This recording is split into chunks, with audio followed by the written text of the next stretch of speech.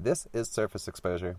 Here presents the stories, insights, and efforts of those who interface with the natural world, its inhabitants, resources, and temper. In this episode, I sit down with Leo Mercado, the Peyote Lorax. Leo, a career botanist, serves as the cultivation director and liaison for a nonprofit called the Morning Star Conservancy. Their mission is simply to protect and preserve our sacrament. Leo illustrates the threats that are facing the peyote cactus on a grand scale, then describes efforts in developing solutions to this issue. Throughout the conversation, Leo shares stories and experiences from his journey on what many call the Peyote Road. Enjoy. So, Leo, I did get a chance to listen to your conversation with Jeff on his program called Lunacy. Oh, right. And good one. Your conversation, some elements of your conversation caught my attention. One, do you recall you expressing that you believe that everyone has the right to have a connection with creation? Do you recall you describing what you believe everybody has one single right to?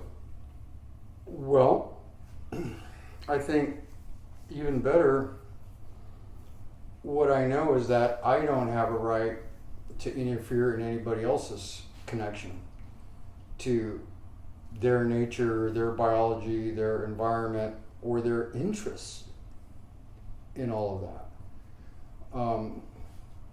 Because I reserve my right to do so. So I just can't figure out how anybody else could curtail that in any way. Whether it's just by some kind of like morality issue maybe, or some kind of legal statute. Like I just can't see how that can be done. Even as a parent, you know, every kid is unique. So I'm over here great grandparent now. And so I picked up a few tips about how to let the ones I love be themselves, you know, and grow in their own interests. And so I don't think that blocking an interest in nature's provisions, I guess, would be like the formal term I'd use. So what that amounts to is I grew up very curious about nature. And it's what led me to my love of the peyote plant itself, just all that it is. And I still have a hard time being that they're believing or thinking or understanding how anybody could say there's something wrong with that. Like, oh, you put it in this classification with heroin and, you know, crack cocaine and whatever it is. I'm like, okay, well, that does not matter to me one little tiny bit. Doesn't make sense to me. My interest in this is because it's freaking beautiful and it's awesome. And it just turns out that a lot of other people believe that same thing about it, that it's beautiful. And it's a part of nature that I believe was reserved here for us, you know, with some creation design as a benefit, just like all the other medicines that grow on the earth. And that extends to, you know, animals, winged ones, four-leggeds, whatever. Like your interest is your own, and it, to me, seems like a divine right, if there is any. If there is any, I think that would be the first one. One that I'm certainly willing to, you know, say a lot about, because that divine connection that humans have with nature has been stepped on in our lifetimes. And historically, you could go farther back than, like, let's say the Inquisition, the Spanish Inquisition on the Mesoamerican continent, you know, where all of a sudden you have this plant with you, or you're into that, well, we cut off your hand, something crazy like that. In my own time, it's more like, oh, you've got this plant on you, you're going to jail. I've had plenty of fun with that because I'm a child of the 60s, so I know a little bit about it. And as I got older, I just refused to see it like all that. I can't agree with any of this, so if it's going to land me in the jail every once in a while, it's something I'm going to have to live with, because you guys have no right to be telling me I can't have this plant here. Anyway. No right to tell somebody else to block their connection with the biologic relationship. Hey, maybe they have the right to hassle me for my belief, but that's my belief and I can't change it. So I guess to answer your question really is like, yeah, I believe we have that divine right and maybe even responsibility, but I'm saying that from a personal point of view. I don't demand that anybody else believe that. I just want to be allowed to have that myself. So yeah, it's like mutually you got to let somebody else have that themselves too. That relationship with biological. I believe that. Maybe it's the libertarian point of view I'm talking about here. Well, in our nation's capital in D.C., it's decriminalized now. All plants. Pretty much everything, right? Yeah. Interestingly, though, I bet you, and I haven't checked it out specifically, but a lot of these, this is a little other path that we're going to make here, but we can turn back at any point. These decrim nature laws, there's been what I call a boilerplate attachment added on to where peyote is actually the only illegal plant. Oh yeah. And so, I'm not laughing because it's funny, but because it's ridiculous. And there's reasons for it. Well, reasons, there's justifications for it. And I happen to not agree with those justifications. Simply put it in 2 or 3 sentences, there's a concern for the cultural sensitivity regarding peyote, which I understand. We all have that concern. This is what leads me to believing this is a problem. It's not because I'm not concerned about the cultural sensitivity. Yeah. But you can look at it through the other end of the binoculars too and say, well, it's so sensitive and so special to Native American people. Nobody else should be messing around with it because we don't want all this and that. Combining it with drugs, if they're treating it with no respect. I get all that, but still there's a math problem. If you don't allow peyote to be grown and you keep it illegal to steward, to take care of, there's always going to be less in the world. So I have a problem with the math. I also have a problem with the original thing we were just talking about, where I believe it should be somebody's right. And additionally, the thing about peyote is there's a reason it's called the Peyote Road by Native people. It's not the peyote experience. It's not the peyote show. It's not the peyote, it's like a road.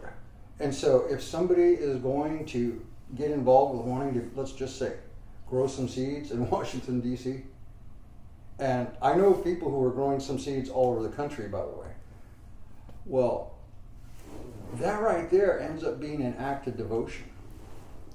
Like, I don't care how you are as a person, what you believe. If you can get yourself together to have a relationship with this little tiny seed and care for it for 10 or 12 or 15 years to the point where you could actually cut some of what you grew to experiment, explore, or let's just say potentially abuse it, I say congratulations, because that was a path that you took.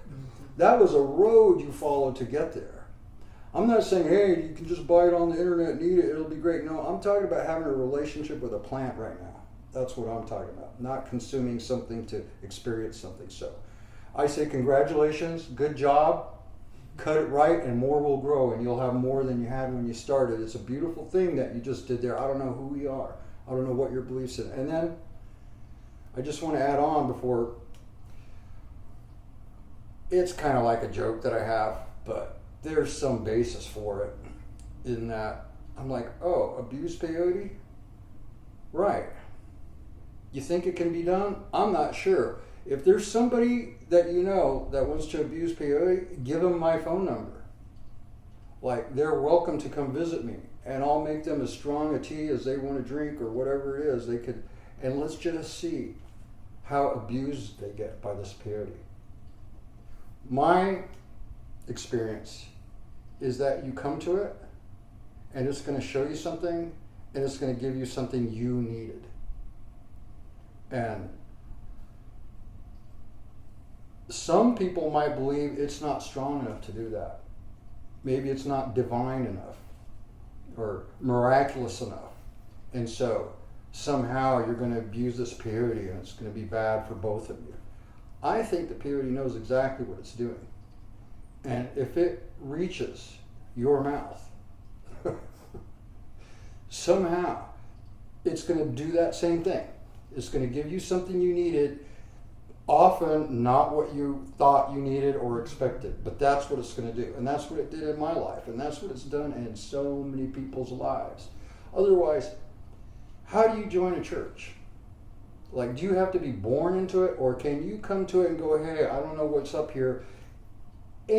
Most any church or congregation or religious organization in the world mostly welcomes somebody with a real interest, a sincere heart. The peyote does that. So I don't need to be this intermediary where I say, hey, it's okay for you, but it's not okay for you.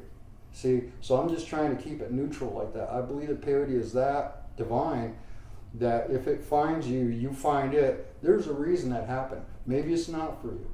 It's not for everybody. God knows. I personally don't find that eating peyote it's the smallest part of my relationship to it. In a way, it's the least interesting part of what peyote has for me in my life. I actually, in my own way, try to avoid it because for the most part, I only eat this medicine as part of a night-long ceremony that I have to travel to. In many cases, I just got back from Oregon, for example, and it's no easy deal to get up there and then lose a night of sleep and then get to what you got to do the next day and then get back to work. I mean, it's a big deal. And maybe I'm not even spiritually up for it sometimes.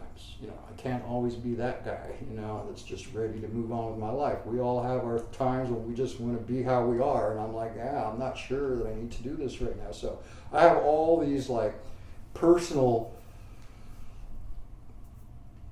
speed bumps towards actually eating the plant. It's good and it's going to help me every time, but it's not that relationship for me. My relationship with it is that it starts from a seed, takes a long time to grow, super beautiful and good to be around, and we need it for ceremony on top of all that. So let's see, that was a long answer, but we got there by just me saying, that original right of purpose. I super believe in this plant more than every other plant spirit that I'm thinking right now that I've had a relationship with. I think the only one that gives me that same feel about you're free to come to it and it's there to help you is tobacco. The way we use tobacco. All through the Americas, all the tribes, north, south, east, west, they all had a way to pray with tobacco. And that is partly why that tobacco is in almost every peyote ceremony. There's a type of peyote ceremony that does not use tobacco. That's the Cross. The cross. Why am I not remembering the term right now? But there's a segment of the Native American church that uses cedar to pray when they're singing and praying with peyote instead of tobacco. But my point is, it's preeminent in the half moon ceremony. The half cross, isn't that what I was trying to say? I don't know. But the half moon, I'm trying to say, the tobacco comes first, even before you use the peyote. You use the tobacco, then you use the peyote, and that's what it feels like to me. It's like that. It's both of those are plants that have a purpose for man. And guess what? We end up abusing tobacco by making it into a product and a commodity and basically a cancer stick at that point with all what they do to it, the microfibers and the filters, just like the whole thing is just bogus, right? We know that. And yeah, we want to respect the peyote so it never comes to that. There's pharmaceutical companies that have interest in lifestyle wellness, medicines from peyote and everything. And, I'm pretty much on board with, well, the lifestyle is already there. The wellness is already there. These ceremonies are our ancient way of doing that same thing that you guys are talking about trying to profit from. So that's another little reason why that boilerplate prohibition of peyote and decrim laws has been put in, because there's a lot of Native people in particular that don't want to open up an avenue to merchandising it in any way like that. And I agree with that part. But we're fighting a war here between ecological disaster and destruction of its native habitats, that it requires some conservation efforts, and that's where we're at. So it's just on the historical map. That's where we're at. The lands are being desecrated and eliminated each and every day down where it grows, and that's no joke. That you can see it from space. You can get on Google Maps and you just see that it's just little tiny strips of desert land that are left down there where it grows. It's horrendous, actually. While you're there, can we re-highlight the issue at hand? Can you tell the story of this? In the last 30 years, 40 I guess now, from looking at pictures the other night, I'm like, whoa, that was 4 years ago. That's when I first started visiting around to where the peyote dealers exist. There's a licensed distribution system set up by the federal government for Native American church people, since they're allowed under some exemptions to the Controlled Substances Act to use the peyote. That was the way it was set up for them to get it. Texas is all pretty much private land, so there's no traditional pilgrimages possible unless you have the cooperation of a large ranch owner that's going to let you into their property so you can pray with the medicine and make offerings. Well, that relationship has been severed by this federal system of distributing peyote. It sounds mundane, but it happens all the time, because you have people in far-flung places, like as far as Canada and Maine and Washington State and even Alaska and Hawaii. They order their sacrament through the mail. Comes with a little receipt that has your DEA number.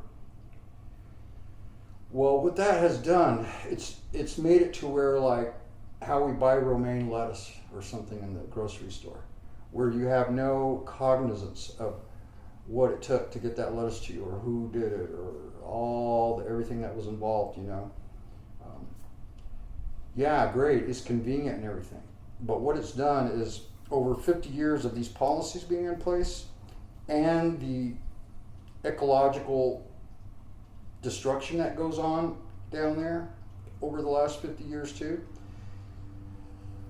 it's collided to where now the peyotes that we buy for church on average are very small. We see them less than dime size coming in, and then maybe quarter size if you're lucky. Boy, if you can get to $50 size, you feel like you're doing pretty good. But I've got pictures here from 30, even 25 years ago, where they were way over silver dollar size on average, and that's because there's hardly any left. There's still some ranches that haven't been scoured, but yeah, is it a good thing that those exist? Do we want that to enter the market? I don't think so. I think that places where it still exists down there need to be totally protected, or at least managed properly. There's a way to do it. So what Morning Star Conservancy is doing is we are actively demonstrating proper management of a spiritual resource. And since it is a spiritual resource and not a commodity, in our view, well, your care, your stewardship of it has to be done in a spiritual way.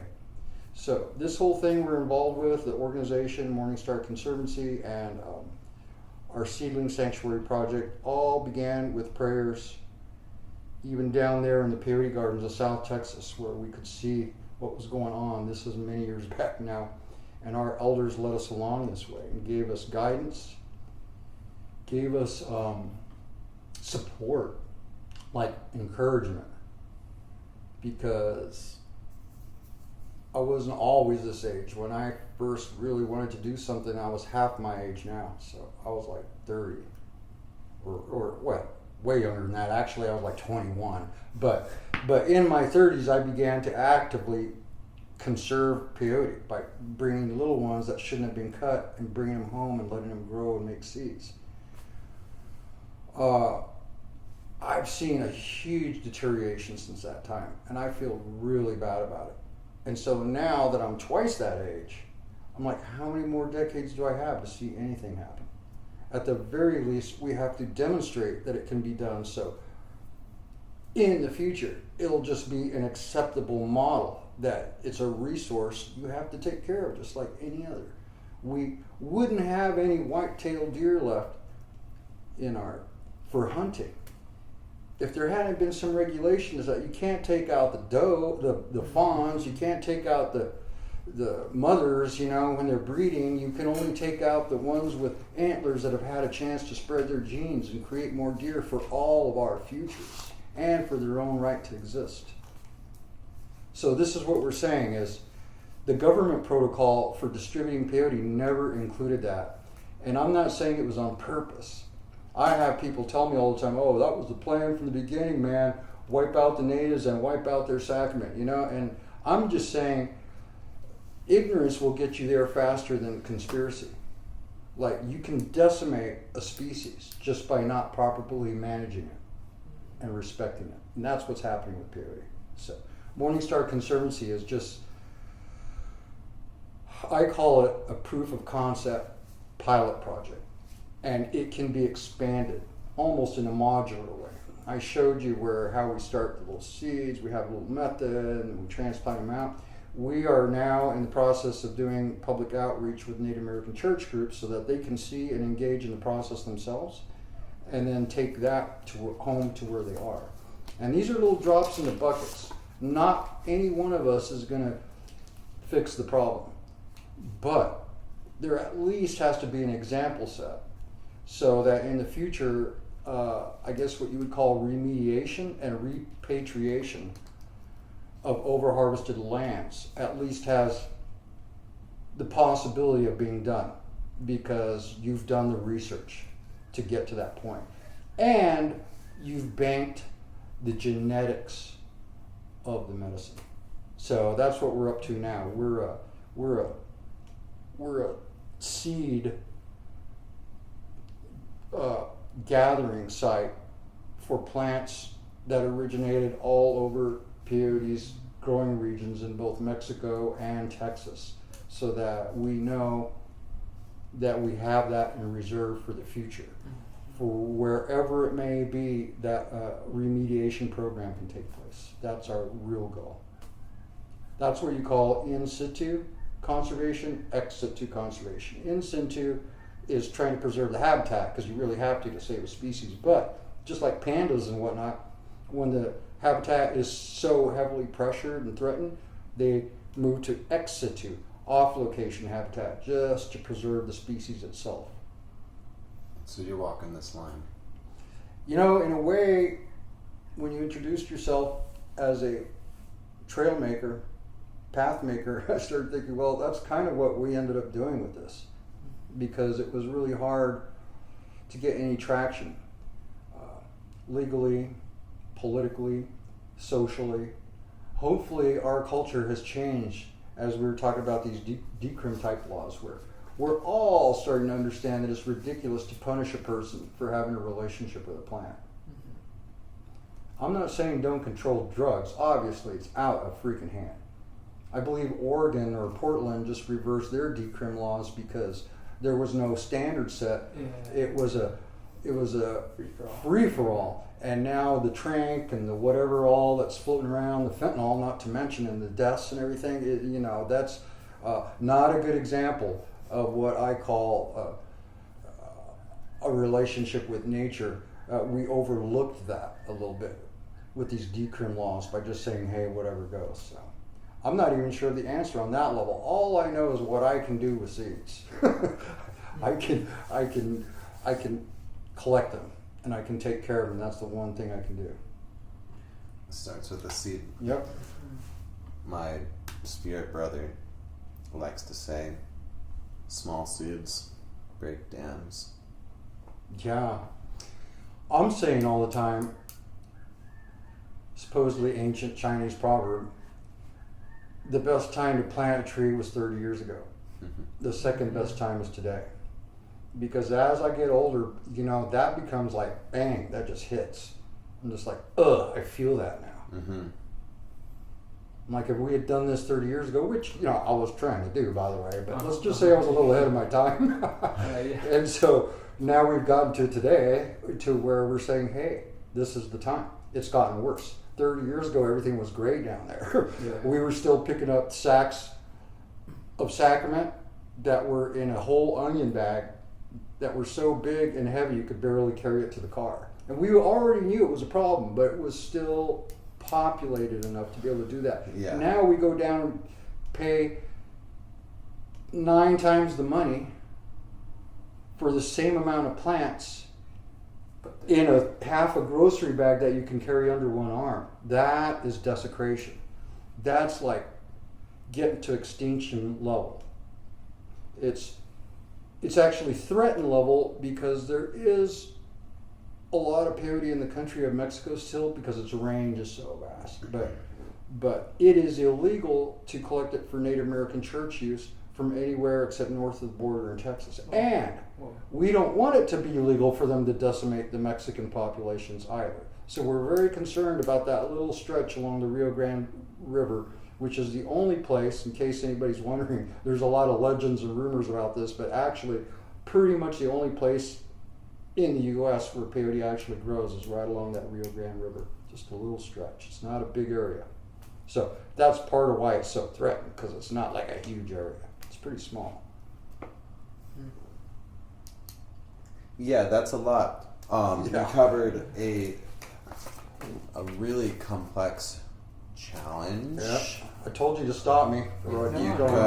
Complex challenge, and you had a multi-pronged solution. You mentioned just general mismanagement, and you talked about parallels with our systems for managing other resources, outreach, building knowledge, building a model, and remediation of our environmental resources. But to simplify it, you're just planting seeds. That's you pretty said much you know what I can do. You can do with seeds, so how do you act on that? Well, again, there's that thing where I'm not a kid anymore. So it's more like a primal urge. And quite literally, I have our children plant seeds. Our youngest son, he just had his 12th birthday. For his 12th birthday, we gave him a little handful of seeds, a little seed growing kit, and had him plant his own seeds for his 12th birthday. And then told him, reminded him, like, these are yours to take care of. As you watch them grow, you're going to be growing, they're going to be watching you. And then when you're up to this big man place, then you're going to know what to do with this medicine, It's for you. Like, we want him to feel that. So yeah, that's that one thing I can do, and that was like my birthday gift to my son. It's like, this is what I need you to know, because we're only going to be around so long, me and your mom. That feels good to me. That feels like I didn't waste the previous 30 years, because we got somebody else on it. And people are coming in like that. We've been blessed with people who care. So that's the public outreach kind of education part, is like, hey, if you care, we're not, who knows, it's probably this peyote making you care. I'm not doing a commercial over here. I'm just saying this is how it looks to us. So if it looks like that to you, pick up a shovel. Let's get something going. Some seeds in the ground. I didn't realize that for the MAC, that's legally all coming from Texas. And I hear about people going to the Peyote Gardens of Texas. What does that look like? Are people growing it? And also, I know there's just a small number of maybe even 3. Yeah, 3 licensed dealers. Yeah, can you Perhaps. talk a little bit about what that looks like? It's a very good point. And how are they harvesting properly? Oh my God, here we go. Yeah, let's go there. I'll try to make it, concise, but that's such a critical part of this whole thing. Okay, check this out. I know it sounds ridiculous, but you get bonded and you pay like $1,600 a year, and you also can be a licensed peyote distributor. It's super hard work. Nobody gets rich off it, and there's a lot of output. You have to pay land leases to compete with like deer hunting leases on a rancher's land for permission to go pick, because it's all private land. So hopefully you can figure that out with somebody. You pay a monthly fee to be able to go out there. Maybe there's hardly any, maybe there's a lot. Either way, you're pretty much going to take it all. You also have to pay the pickers. And at the ground, the licensed dealer generally is not the one doing the picking. They hire people, but they hire people by the piece. So if you're some guy out there in the 110 degrees heat of the summer, and you got orders for medicine coming in, and you get out on this ranch where maybe it's been picked before, and there's just like, there's no like big mother clusters or plants, but you find little ones all over the place. Well, you want that beer money tonight. So you take every one, because you get the same price for a little one the size of a dime as you would get for a big one the size of a grapefruit, if you could find one. Same price. And it doesn't add up for the species. And they're not on their hands and knees cutting it high so that it'll regenerate from a mature root below. And if you cut them young like that, that root, even if you did cut it high, does not have substantial energy to create a new crown as they normally would. So it dies, even if you did cut it high. But in general, they don't cut them like that. They have these like sharp hoes that they just kind of whack them out, bring them out of the bushes, because they're in these thorny scrubs. Yeah. So I guess what I'm saying is, like, there's a certain freakonomics to the scarcity, and part of that is that thing where you get paid the same for this as for this, and it doesn't matter how many, it doesn't matter if you leave any behind. All you know is this is the ranch you've got the permission to pick on now, and you don't really have a choice, so you bring everything you see. That's the freakonomics of, like, they're depleting just every area they get into. And it's not because they're bad people. It's not because they hate the plant. They want to have a living from it, but it's the only way to do it now that it's so already scarce. There's no option at that level. There really is not, except for smuggling from Mexico, jumping fences onto private land that they don't have permission to pick, where it hasn't been picked because the landowners don't want it being picked for whatever reason. So that happens a lot too. We have to say that, or else we wouldn't be being, clear. That happens. That's what happens. And those are the peyote gardens? They call them the peyote gardens, and then, a lot of people are shocked when they get down there because, oh my God, it's just like the thorniest scrubland ever, and literally finding this medicine is a matter of, it's like finding an Easter egg times 100, because it's not easy, and they don't even make themselves visible very much. They're just something that you got to like hunt for. And then you get to these areas where you won't see any for long times. You can walk and walk and walk and see nothing. And you're like, are you kidding me? There's supposed to be this medicine out here, and there's not. But then you might find a little patch of it. It's very intense in terms of, that term gardens is like our, it's almost hyperbole. It's almost like we love the land so much that we call it a garden. But you get out there, and for some people, it's just, it could be considered a hellscape. I mean, it's just, and so the actual work of collecting it commercially, as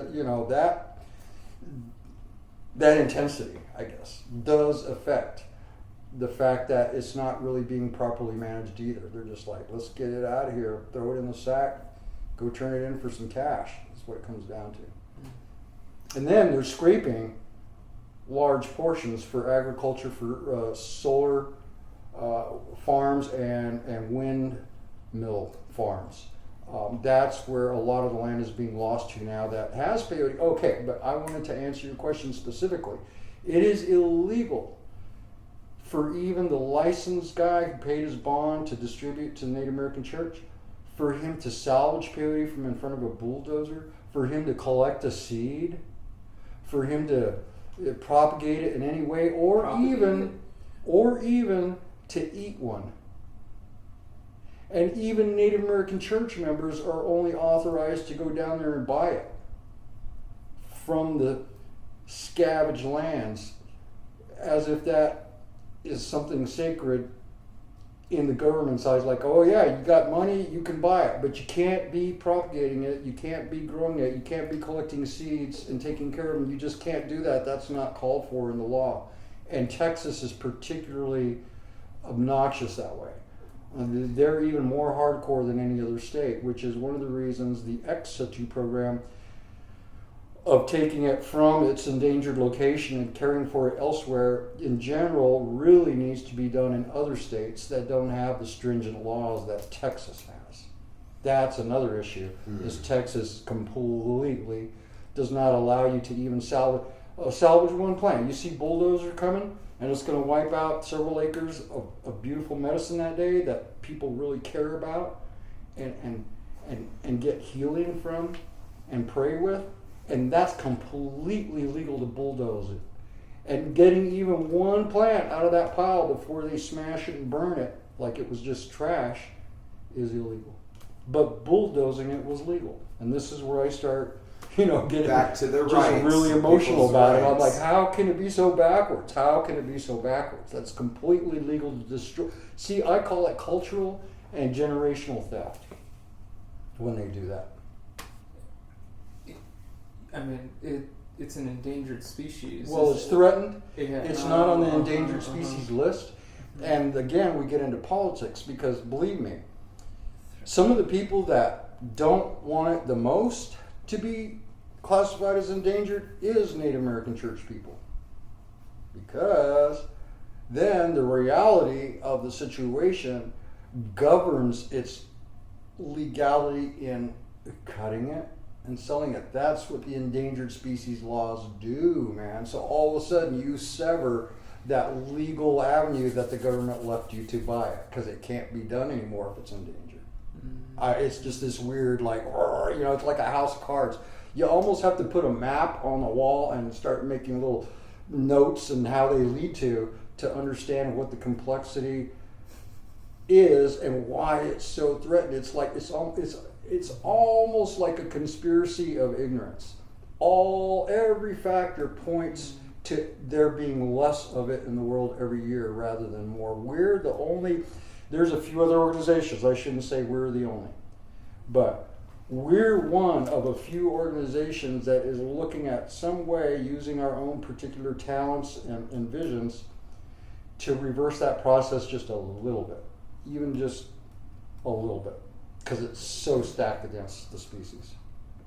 It's crazy when you get right down to the details like that. Like, come on, guy can cut it and eliminate it from the landscape totally legally, but can't eat one, or collect a seed, or take a baby from in front of a bulldozer and plant it on his own land where it'll grow just fine for the future, but he can't do that. He's legally prohibited from doing that. Not that people don't step around that, but in general they only step around that if they either care about the plant enough to save it or can figure out a way to make money off it.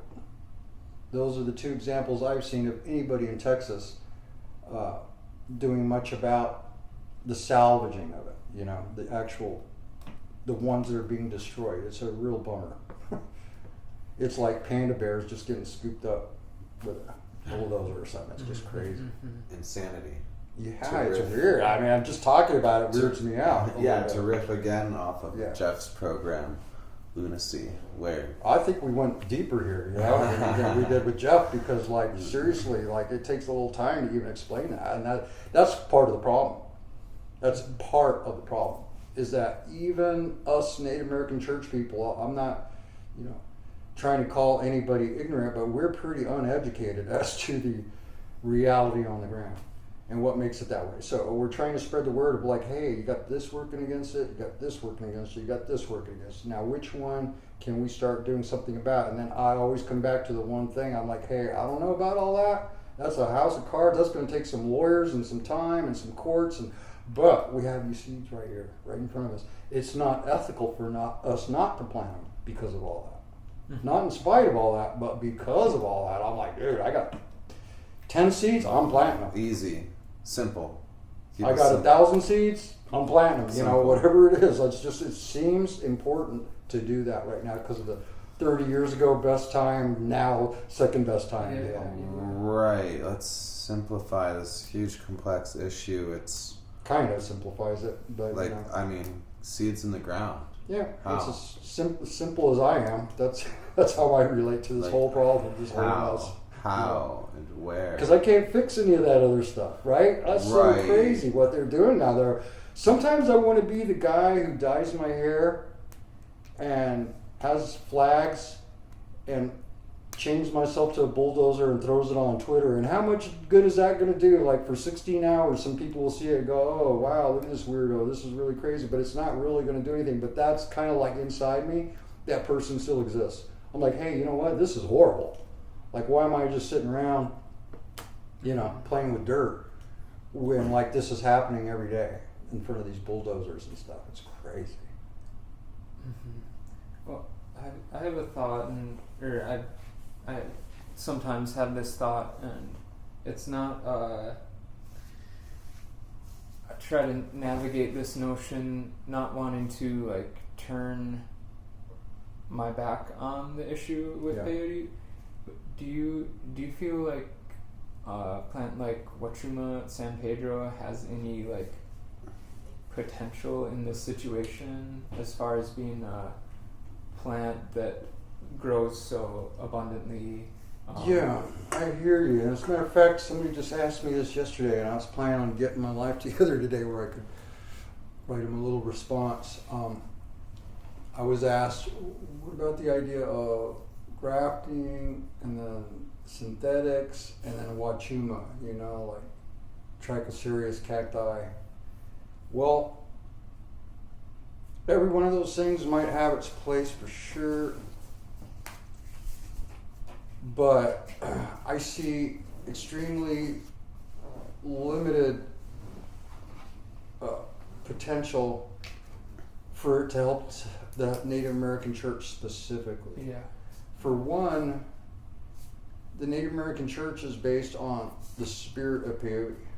It's not based on mescaline or, a related cacti. And you can call that like whatever, whatever that is, but that is the actual tradition. That's why we put a chief peyote up on the altar. It's about this plant. We talk to it, Yeah, we should talk to every plant, really.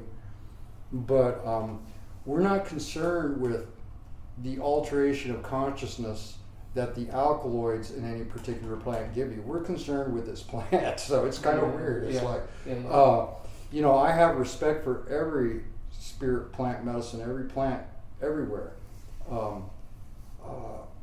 But where it may be of some value is for, and I'm not the type to divide by any personal social qualifications, including genetic or cultural, but it may help in the way that people who want to experience plant medicines that are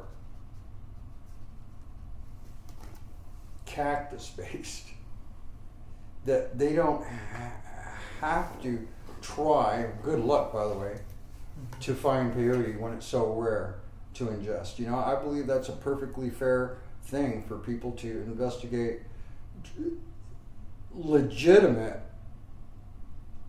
ceremonials of Wachuma. I have a lot of friends who are very involved in that. I honor it. I've been there myself too.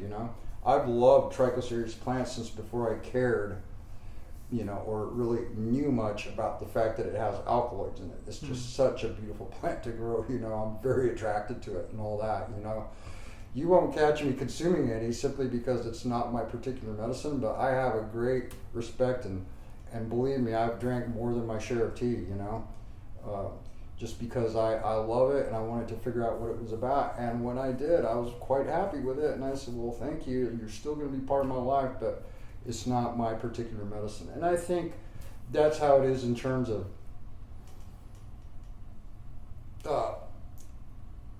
it doesn't really relieve any pressure in terms of being able to use less peyote somehow, because that's what people, you know, might hope, and it's a good hope, you know.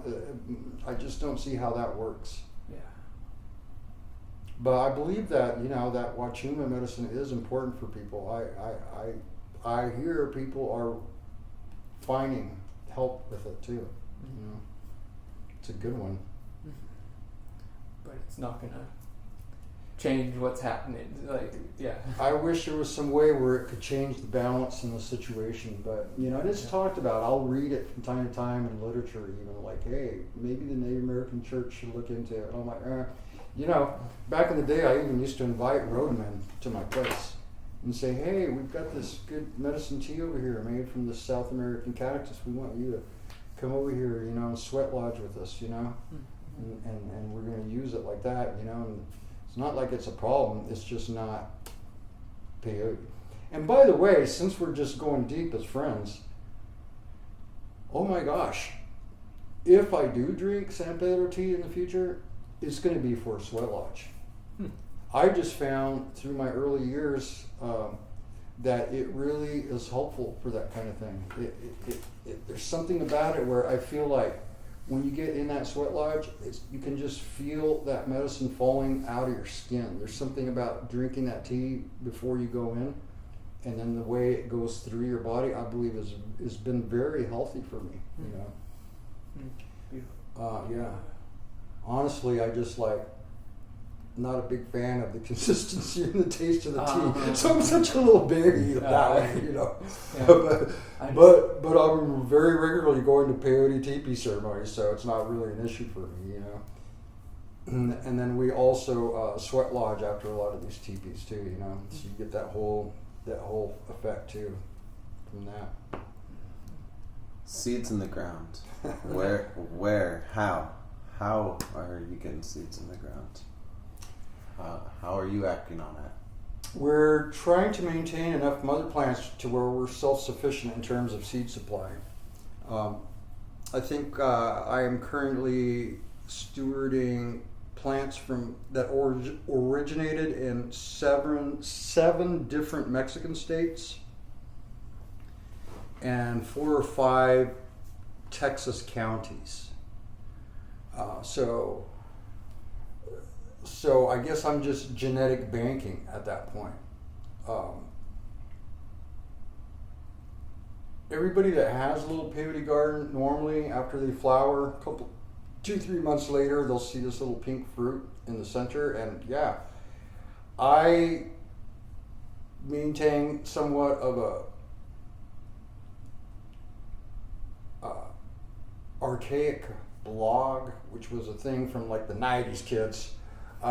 Where I try to post information on anybody who wants to continue that for themselves, you know, literally, like seed soil mixes, planting them, how to take care of them. So that's part of what I do as well. It's hard to recommend because, you know, depending on your circumstances, I'm kind of recommending to others that, hey, you should also try growing this Schedule 1 substance for yourself and then dealing with whatever the bullshit is about it. But so what I usually do is I just go straight to, hey, learn about how to take care of some cactus. So I often recommend that people can get, for example, Astrophytum mysterious seed, what they call the star peyote. It grows in the same areas and habitat, and it is more endangered than peyote.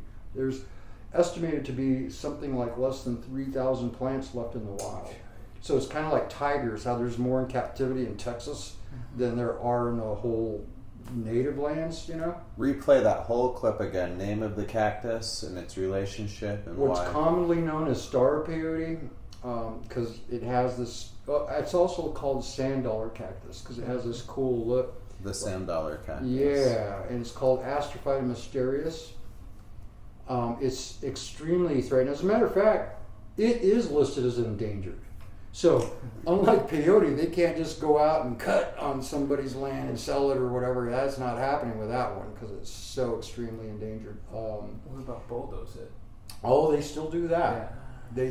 But If see, one that's the weirdness of it. Is I think now I'd have to restudy the issue, but I believe that if it's on private land, it actually does void that whole endangered species thing. It's just that it could be destroyed if you're the landowner, but you can't trade in it. It still prohibits that. Mm-hmm. As a matter of fact, it's hard for people to get legit seeds of it because they're so well monitored by the CITES Act, and if you ship it or sell it, you're supposed to have a phytosanitary certificate, which is an inspected verification that these plants were not poached in the wild and were grown from seed somehow. So it's actually, well, it gets pretty technical trying to, but you still can buy seeds and plants online around because people grow that in nurseries, which is legit. That's what should be being done, instead of like poaching from the wild. Right. The other thing is here where we are in the Sonoran Desert, we collect saguaro fruit and saguaro seeds, and I'm regularly giving out like sample growing kits of like, hey, these saguaro seeds are exactly like peyote seeds, and they pretty much grow and germinate and maintain under the same conditions as peyote and live as long, by the way, which can be like 150 years if you do it right. And so it's a similar like ally of a sort in terms of caring for something like that. The saguaro is. Yeah. Is it true that the saguaro contains mescaline? No, I've but heard it does that. contain a lot of related alkaloids that are also in peyote, which could be considered some type of mescaline analog, I assume. I'm sure it's been used for medicine. I've read that in the ethnographic literature. All I know is its fruits are God's candy. The dried fruits are just my thing. So right around monsoon time. Well, right now I saw the first ripening ones this morning. Out front? Around. They're not all quite getting there, but the early ones are starting Of to the be saguaro ripe. fruits? Yeah. Yeah, I got to try one yesterday. Yeah, and dried, that's the way to do it. Okay. Dried. They're fruits. all right, fresh, because they're awesome. But you can even find them in the Palo Verde trees around the saguaros because they'll drop, and then you'll find them perfectly dried in the sun. You grab those things out of that tree and put one in your mouth. You're gonna be happy. Whoa. Yeah, it's chewy, and it has these little micro seeds, Mm-hmm. and that you chew along with. So it's like a sweet granola bar, crunchy, and it's something like 10% protein. Wild. And 10% oils because of that seed, like these nice, just natural, oils, and it's super sweet. So I mean, try to beat that. Yeah. So, if somebody's garden has the capacity to grow a sand dollar cactus and or saguaro cacti, Or a bunch of other, there's other related cacti. I'm just going to name a few names Sure. here. Eriocarpus, like Fisheratus, which they call the living rock cactus. Very rare, highly poached. Related to peyote, grows in the same areas. There's a whole slew of Eriocarpus that are like that. There's another genus called Turbinacarpus. Beautiful little plants. A lot of them look just like peyote. Oh, I love them so much. There's even one Turbinacarpus called Turbinacarpus lophophoroides, which means resembling Lophophora peyote. But it's a Turbinacarpus, but it looks so cute. I got pictures here. And it looks like a little peyote, and it's also endangered, threatened, beautiful to grow. I'm a big advocate of people ordering these rare and awesome cacti seeds and growing them at home for sure. But that star cactus is a good start. And it's kind of popular. If you look online, look up sand dollar cactus, you'll find somebody trying to sell you some plants that they grew from seeds. It's pretty cool. Totally. This might be going too deep, but Okay, let's try. Let's go. Have you heard any ideas, I guess, about where the peyote cactus came from? Is there anything with it, like once being ocean there? Oh, there's definitely that. That's a Something fact. like that?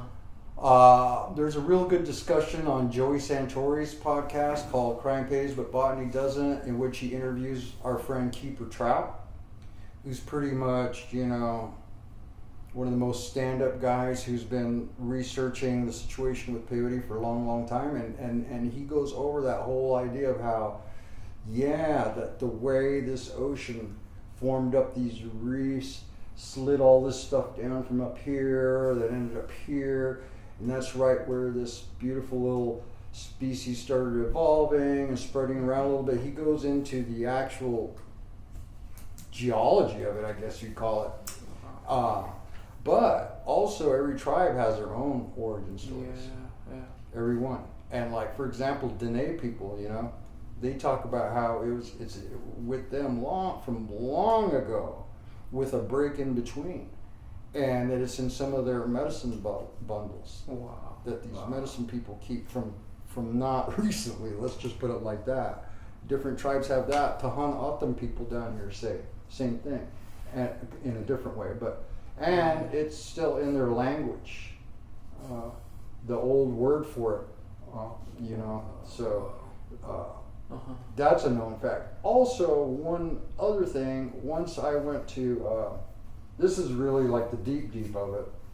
I went to some ceremonies in Kauai, and in the morning, as that morning water was going around the teepee at this one ceremony, my brother who was conducting services asked the elder, the matriarch of that community there, the Hawaiian lady, just like share something with us this morning, And she told us, you all came here, all these different tribes, from the mainland and everything, and all over the place.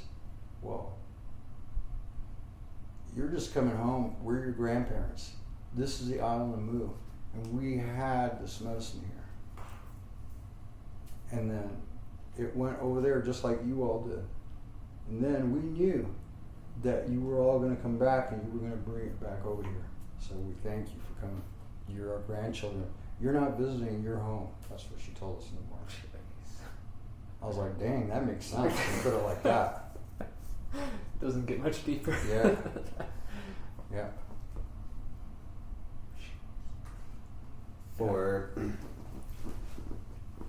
somebody who is so inspired to take on the responsibility of being a steward of a cactus garden. First, what does that entail? What kind of devotion or discipline does that take? Well, it reminds me of what we were discussing with your work, trail making, in a way. Like I say, they call it the Peyote Road, Okay. And you start on it over here, and it takes you around, and they say it takes you all different places, introduces you to people and things and ideas and concepts that maybe you wouldn't have found if you weren't on that particular road, and then you might even wander off that road, but it's going to be there for you. Well, that's what it's kind of been like for me.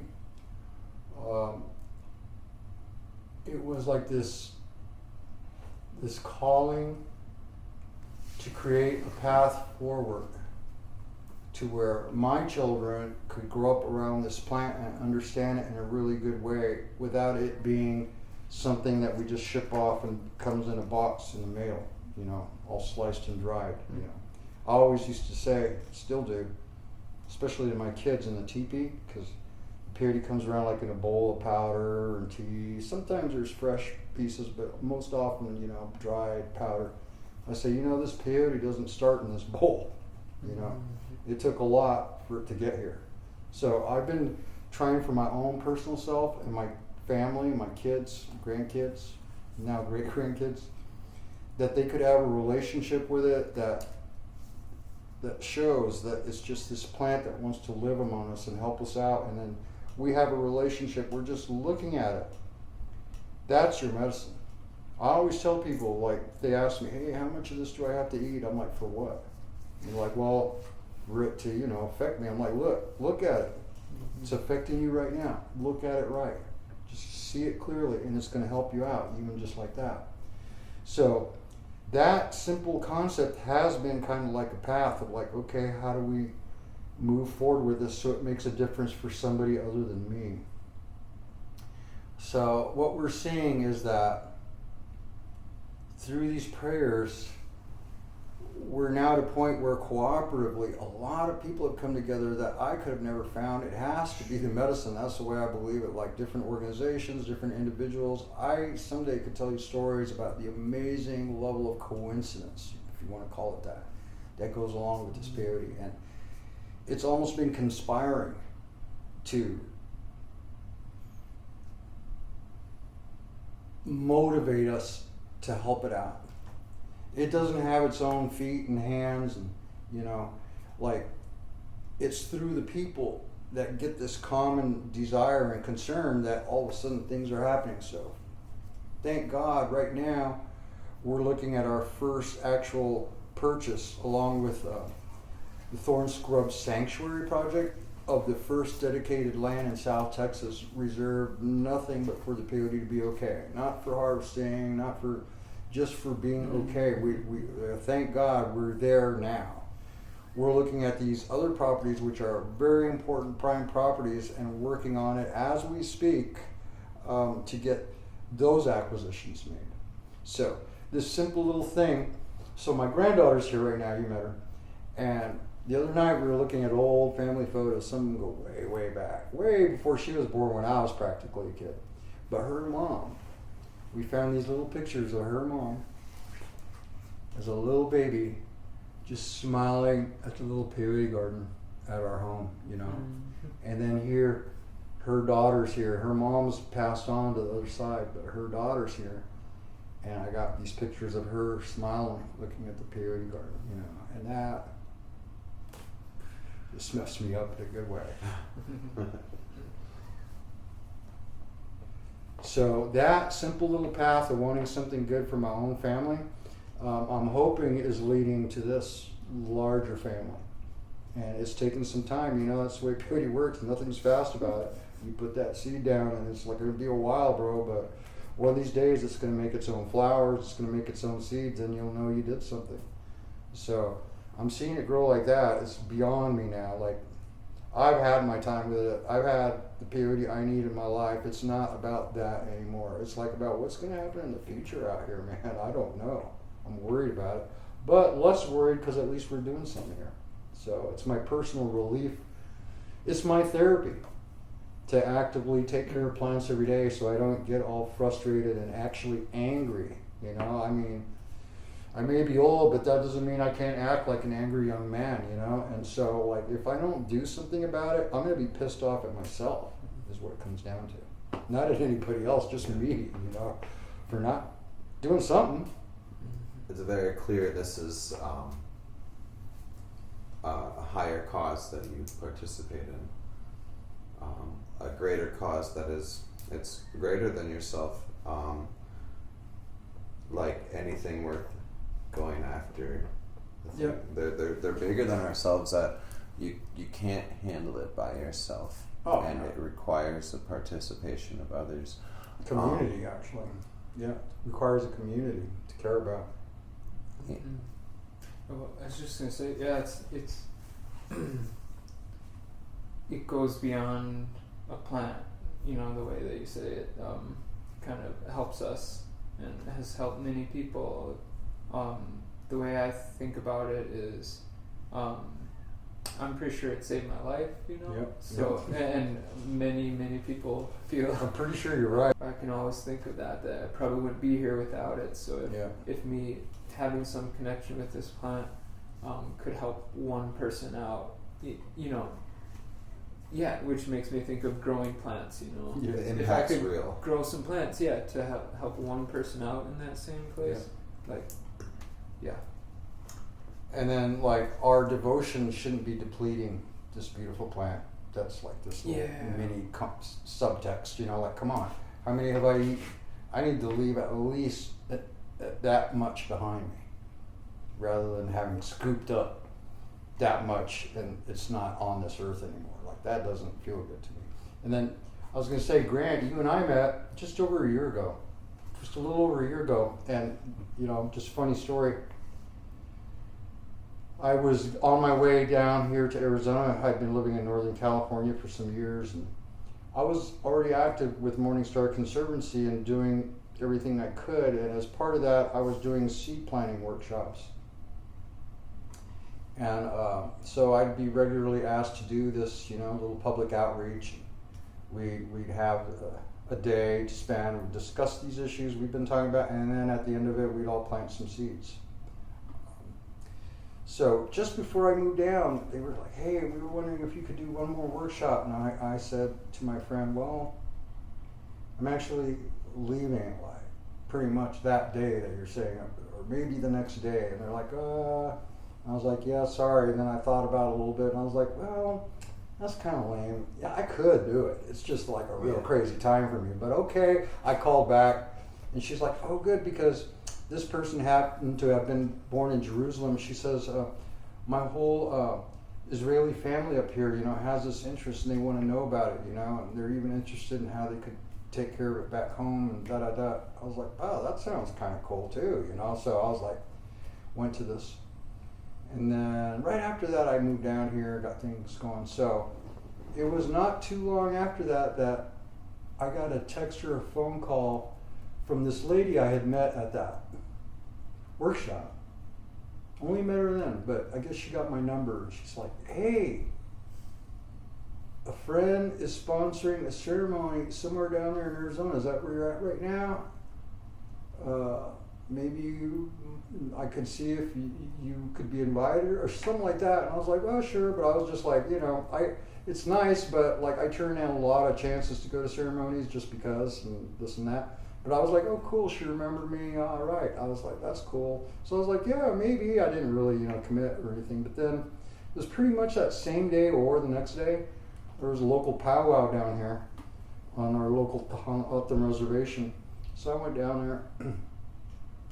One of the first people I see is my good friend, local spiritual leader for his people. And he was dancing in that powwow. I was like, hey, man, I was so happy to see him. And I was like, oh, what are you doing? And then he's like, guess I'm going to be running a meeting this, couple of days here up there at that place you go to at those hot springs. I was like, what? I was like, I want to go, because it's my place, it's like my home up there. Yeah. He knows that. And he's like, yeah, you should come up. And then, of course, by the end of the day, I figured out that was the same ceremony that my friend had texted me about, and that's where I met Grant. So, Wild. yeah, that was just a little over a year ago. And I was like, oh, right, that whole connection up there with trying to do something up there for the community up there, and then led me to this community down here. And I obviously I was meant to be in there, and he asked me to help him out, and I was able to. Yeah. I was honored to be a part of that very important prayer that we did up there for some sacred lands not too far from here. Actually, where I grew up, I kind of shared that with you. That's my spiritual power place where I used to vision quest with Peyote when I was growing up. And my kid, just before all that, vision quested there. He said he wanted to do that. He said, Dad, I want to go vision quest where you used to when you grew up. And we were still living up there in Cali, so we drove all the way down here. I dropped him off out there in the wilderness for 3 days and 3 nights with his peyote, and then retrieved him after all that. So when it turns out that prayer was for that you sponsored, I was so happy that the peyote made all those connections. I was just like, wow. Yeah. And when you talk about the hardness of that road, sometimes we haven't seen each other since, so would love to talk to you about that. I'm sure there's been a lot. I kind of keep up with that protection of those sacred lands as much as I can. Just to put it out there to protect Oak Flat. Yep, that's the spot. Very powerful place. You want to talk about Oak Flat? Sure. Do it. Sure, and Leo grew up in that area, so he could at any point.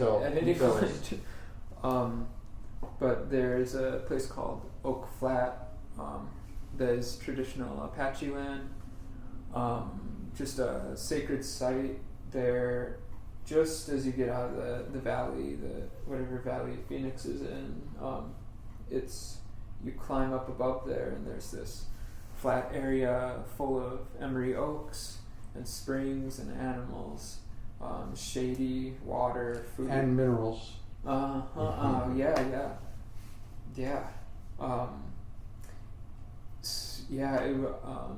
The Apache were pushed onto San Carlos Reservation, which was miles and miles from Oak Flat, and the land became national forests, public lands for the U.S., and was protected as a historical landmark.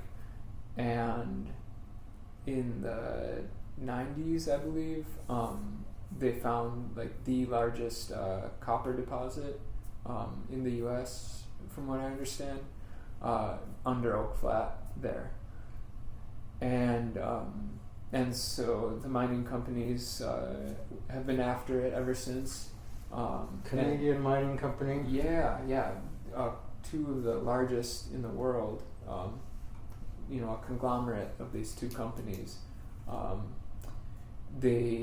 They're going after it, and they're putting in legislation to the U.S. government, saying like we know this is U.S. public land, but we have this other land in Arizona. Can we do a trade? Can we do a land swap? And they kept putting in legislation for that, and it wouldn't pass for different reasons. For years and years, it wouldn't pass. So in 2013 or 2014, a National Defense Authorization Act was coming up, like 1,000+ page spending bill, something that funds mostly the military for the year, this must-pass bill kind of thing, or package. Those same folks that are trying to get that legislation in, including John McCain and lobbyists, for these mining interests, foreign mining interests, they write up that provision and they slip it in to that package, hours before it gets to Obama's desk and is signed the next morning, a midnight rider. That legislation goes in with all of that and is signed, and so it's been about 10 years since then, and the members of the San Carlos Apache, including the former chairman Wensler Nosey and his family, they've been opposing that for about 10 years, and it's gone up the court system. That fight to protect the land there has, backtracking to the teepee there, the reason we had that teepee, that prayer service on that night, which was the spring equinox of last year, that was the night before Apache Stronghold went into court in the Ninth Circuit in California, where they were Apache Stronghold versus the United States against that land swap happening. They were going into court the next morning, so yeah. I asked for their blessing to have that prayer in support of that to be. They were fighting it there in California that next day, so to be over here on this side supporting that in prayer. So they had that court case, and that night was there's, I don't really have words, I guess, for that, but I guess not words to share right now, but very intense. It was intense. Yeah. And by the way, it was the day after I had done the first seed planting here. So it was a very momentous occasion for me. Whoa. And it was no small amount of seeds. In fact, it was so many seeds that my body was still stiff and tired from being bent over the seed trays and doing work for like 11 hours straight the day before without really stopping. And then that next day, my brother and I, we went up to that ceremony, and I was just happy to be there, but also just completely exhausted, but able to put prayers down for this place too through that one you sponsored. So that was very good. It was really nice and not easy and intense. Yeah. And actually this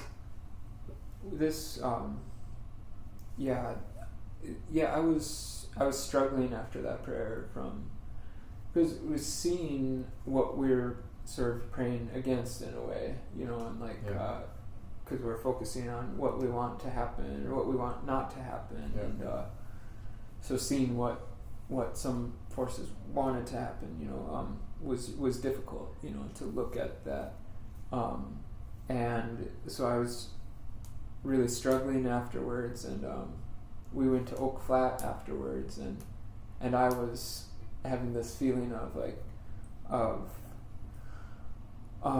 who am I to be doing all this, you know, like what am I, like, who am I to be getting myself involved to this depth in a way? And I was like, I need to I could really use some understanding from the people who really know what's going on here, now that I've seen some of the depths of it. And I was like, you know, where's Wensler kind of thing, you know. And they were coming back from California from that court case, and we started to hear rumor that they were all going to come back to Oak Flat from court there, and one morning people started to show up, and there was two people from Biden's administration, the head of the U.S. Department of Agriculture, which governs all things land use, including like the national forests, public lands, and these two guys, basically the Apache stronghold, they sat these two government officials, the head of the USDA and somebody else in Biden's administration, sat these two guys down and just spent all afternoon pleading, you know, sharing their hearts, sharing what they were feeling about it. And two young women, I believe Wensler's granddaughters, who had their coming of age ceremonies there on the land, which includes covering themselves in clay from the land, covering their entire bodies. They spoke that day about what they were feeling, and it was the most profound, the most powerful expression of I would say like human expression, but it really, really felt like the land speaking through them. Absolutely did. And they shared that, you know, what they were feeling, what they felt the land was feeling in this. And these young women were scared for their lives, you know, scared for the lives of their people, of their ancestors, buried there on that land that these companies want to turn into a crater. And it was the most powerful, maybe the most powerful day of my life, and Nice. And it really helped me out as I was processing all that. As I was going through a lot, I was like, I'm happy to go through a lot right now for this, you know. Because you already had been to that prayer and everything, right? Might as well let it resolve. That's how the peyote and the prayers work too, you know. They take you somewhere. Yeah. Well, congratulations for doing that. Where we stand with that right now? What's the update? So it was hours and hours of people sharing with these two guys, and then they jumped in vehicles and went on a tour of the land, and then we left, and so I'm wondering, you know, I was crying for hours that afternoon listening to all this, and I was really wondering what's that like for those two guys to have all directed right at them. Like, what does that do? How does that? But but I never got to hear that, or I didn't get to hear that day. I never got to hear their response. And I'm wondering that for a couple months, gosh, did that get through? How could that not? And then it comes out that they went back and decided to reject the environmental impact statement that the Trump administration had greenlit, had okayed this environmental review. They went back and said, no, actually it wasn't done properly. And it was imminent that was the environmental impact statement was going to pass, which as soon as that happened, the transfer would happen. And that went from imminent to they kind of said that wasn't properly done. We have to redo it with proper consultation with tribes and things like that. And so it was beautiful to see that expression through humans to have an effect, a very real effect. But then that court case, it took about a year for that court to make their decision. It was 11 judges, and they voted 6-5 against Apache Stronghold. As a religious freedom, they're fighting it as a religious freedom, that it infringes their. It's like one vote away, 6-5, Yeah. And so Apache Stronghold asked them to look at it again, that court with all 20-some judges, and the court decided not to, and so Apache Stronghold has appealed to the Supreme Court, which is the Ninth Circuit was just the step below that, and now they've appealed to the Supreme Court, and the Supreme Court is they haven't said if they will hear it or not. And honestly, I don't know what happens if they decide not to hear the case. Does the ruling stand? It remands back to the district court. And whether or not it stands, I'm not sure, because I did read a little bit about that decision, and to my recall, it's what often takes place. I mean, interestingly enough, I've seen it in peyote court cases too, where the government will say, well, based on your argument, we're not hearing this out, or we're not decided because it's not a religious freedom thing. It's like, in other words, they're kind of saying you got to go back and rework this so it's a violation of something we'll even consider. This has been done for peyote in the past. Peyote Way Church, it's another long story, but they went to district court in the state of Texas, seeking their right to not have to have tribal papers to pray with this medicine, be able to buy it and harvest it in Texas in those days. And the court said, oh, well, you're talking really good stuff. We see all your evidence, but you're claiming this is a violation of your religious freedom or your constitutional rights, and it's not, because we're not basing our decision on religious stuff. We're only basing it on our special relationship with tribes. It's just a convenient way of misdirecting or like a keto, your argument to where they don't have to rule on your argument. It sounded to me when I read about this decision that it was that.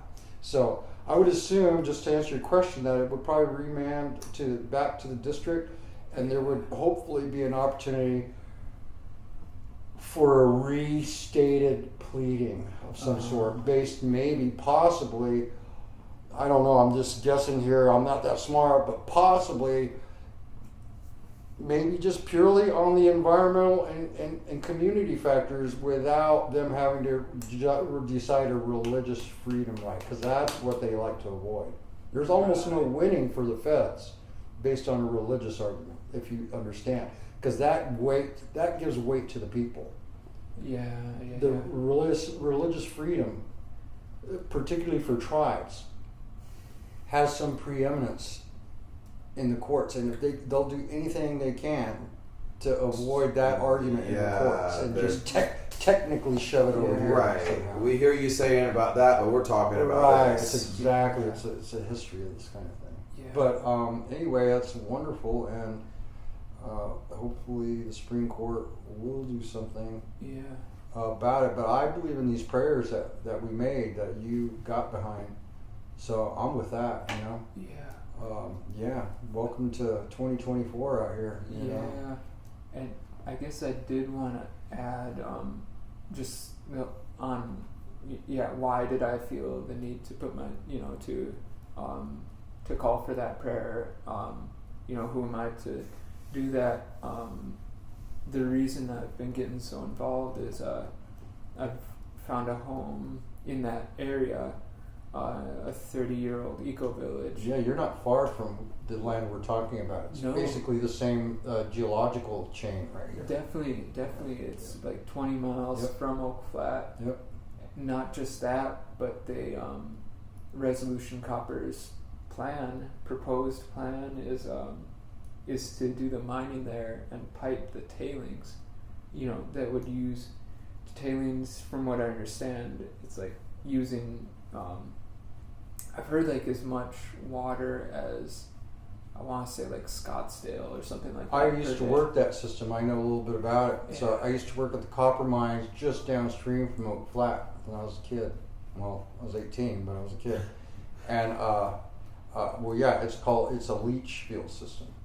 And so that was my job. Was like I was in charge of the gazillion gallons of water that they use to leach out the tailings. Is that a pond? It's a In the pond, right? and Right. it's the lower grade ore, that what they call the overburden, from where the higher grade ore exists that they just directly smelt, but they insist on leaching it with this acidic water base to get even the lowest grade, low percentage in the water. It's literally diffusing the copper through an acidic reaction process so the water ends up at the bottom where you're collecting it is green, because that's the color of copper oxide or whatever. That was my job. I used to come home with green skin, and stuff like that. It goes through a lot of water. And probably the worst part, to me, because I grew up by that mine I used to work at. That leaching process, that telling process just takes out so much landscape, and all of it is just, they literally just cover the saguaros, man. And I love them so much. So when I see them making these tailing piles out here in my homeland, where I literally, me and my friends, my dad, that's where we used to hunt. That was our hunting grounds. And now when I go over there, there's nothing, dude. That's just like all these tailings that covered all the saguaros and all these springs that we used to go to, and all the animals, creatures, habitat, and plants. Those tailing processes really get to me, because there's the water issue, but there's also just the landscape, the footprint that they take.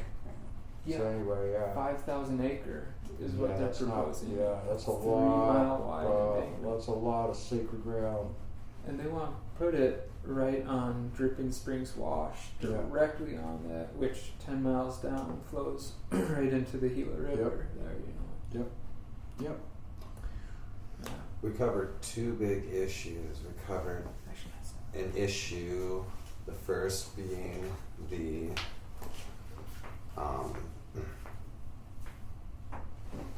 loss or the threatening of a species of cactus, and then now we broke into the story of another issue,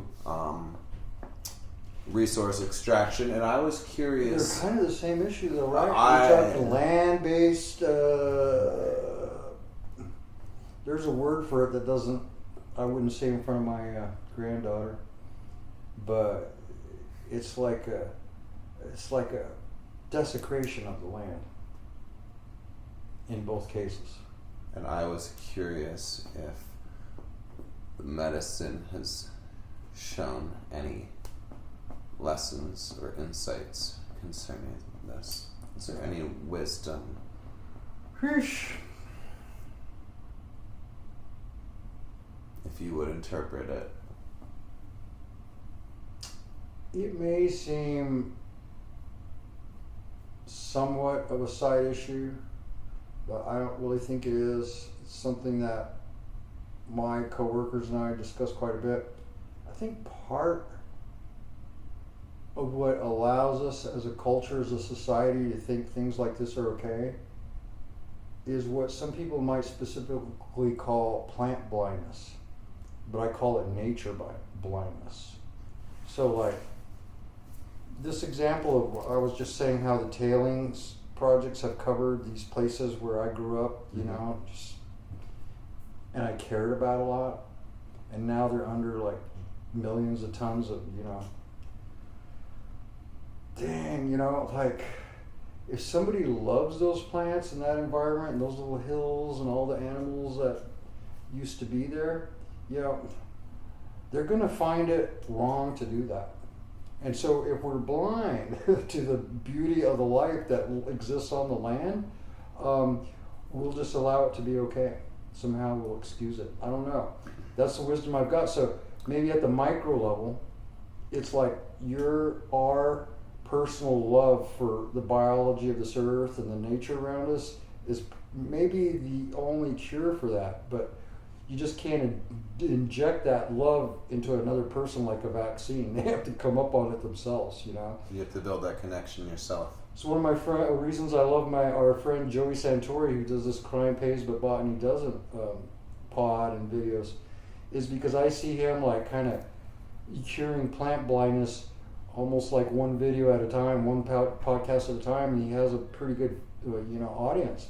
That's very helpful, man, because then you start, people are going to say like, no, not this ground here. Every ground is important to somebody. Oh, you know, that reminds me. Here's some wisdom that I feel like the peyote did offer me through that ceremony that Grant was talking about. Yes. I didn't really know I was going to be in that ceremony till like the day before, you know. So I hadn't had time to really sit with this issue or anything. I just found myself in this teepee, and here we are praying about it. And then through this night, I was going, wait a minute. Yeah, I love this land we're praying about. It's very sacred. But then what started coming up for me in that ceremony all night was like, well, but then again, what land isn't sacred?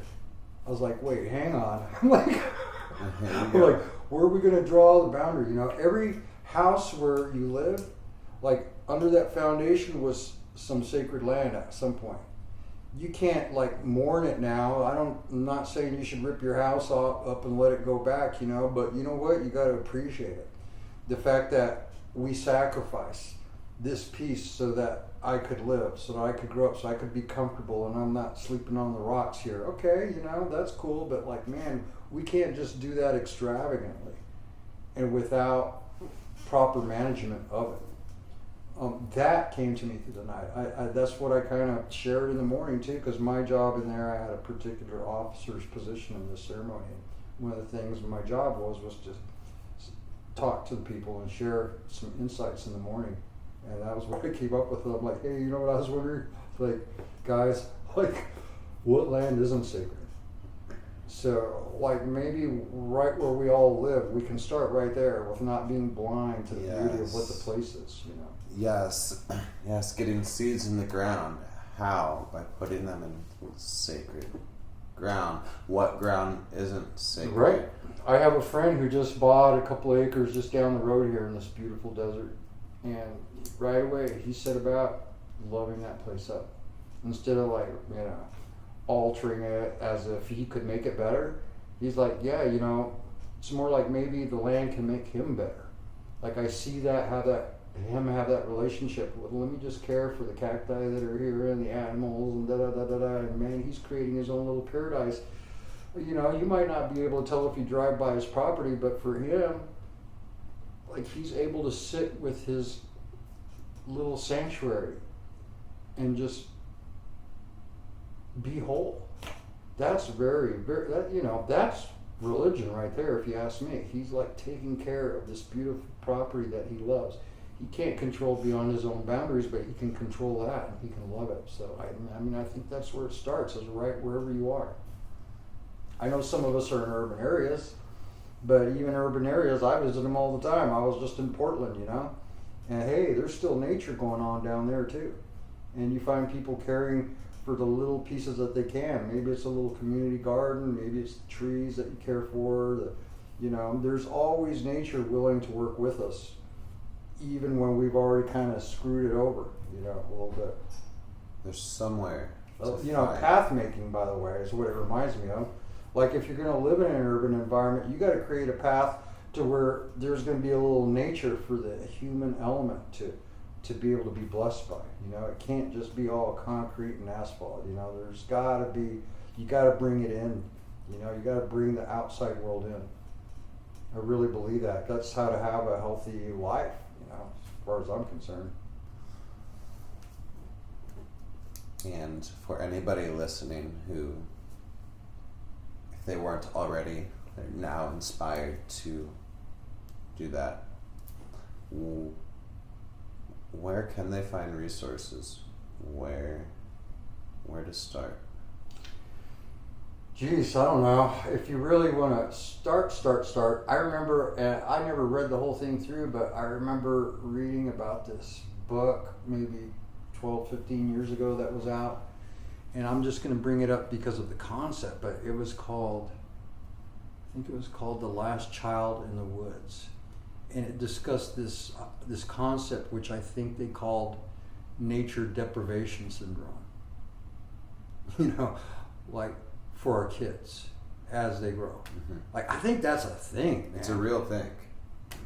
I think that's where we start, especially as, you know, I'm so grandparental at this point that I always think of it in those terms. I'm like, hey, you know what? I just want my kids to grow up in a garden, around a garden, you know, and I did. I was able to, you know, live my postmodern hippie lifestyle just enough to where my kids all grew up, you know, in a garden situation. And that, maybe it's the best thing I did in a lot of ways in my life for my family, is gave them that. At least a few of them tell me that once in a while. A few of my kids will say, Dad, thanks for raising us in a garden. And it's really beautiful to hear. That's the most I can do, I think. Beyond that, you know, let's use this World Wide Web for some good too, you know. So that's kind of what I've been up to. I'm trying to do some outreach there.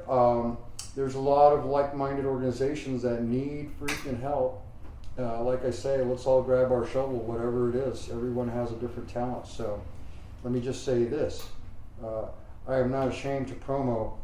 Primarily, we have a good website for information relevant specifically to the peyote gardens of Texas and whatnot that we discussed. And that is Morning Star Conservancy.Their. We just renewed and kind of beefed up the information. Tried to make it into something of a curriculum, actually.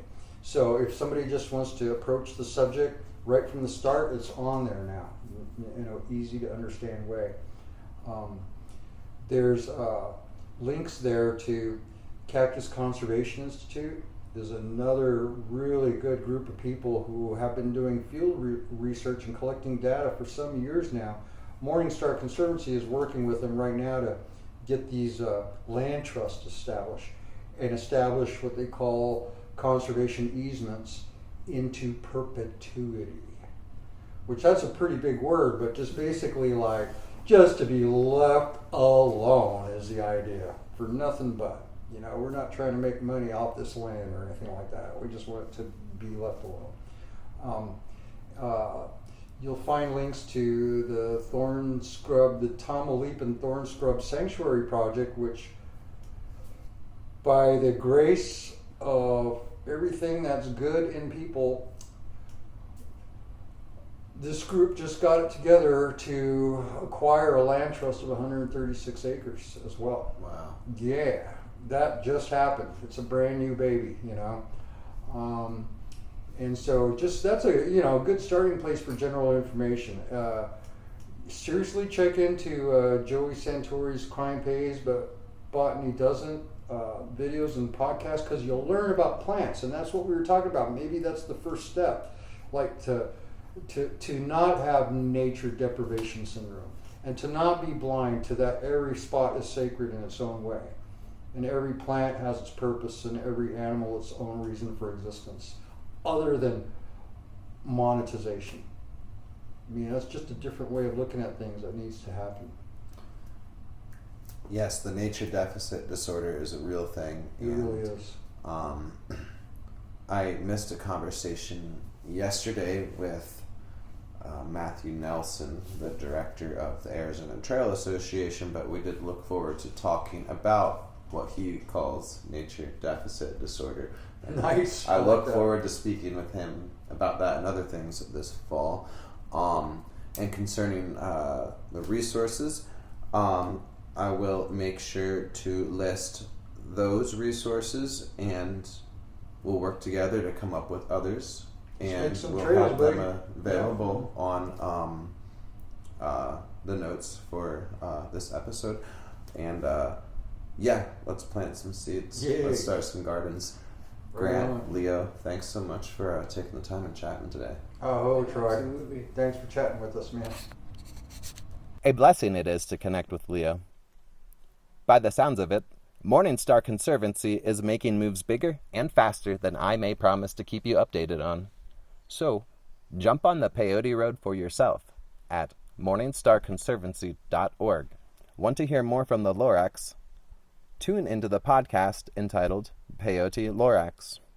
I recommend checking out a great conversation with the Lorax and Joey Santore from his podcast, Crime Pays, but Botany Doesn't. I'll drop a link for that and other conversations. Check out links leading to more information on the Thornscrub Sanctuary, a demonstration of an in-situ solution to issues illustrated during this episode of Surface Exposure. I do hope you enjoyed this conversation with the Lorax. I hope there are more to come. Thank you for listening. Be kind to yourself and others. Farewell.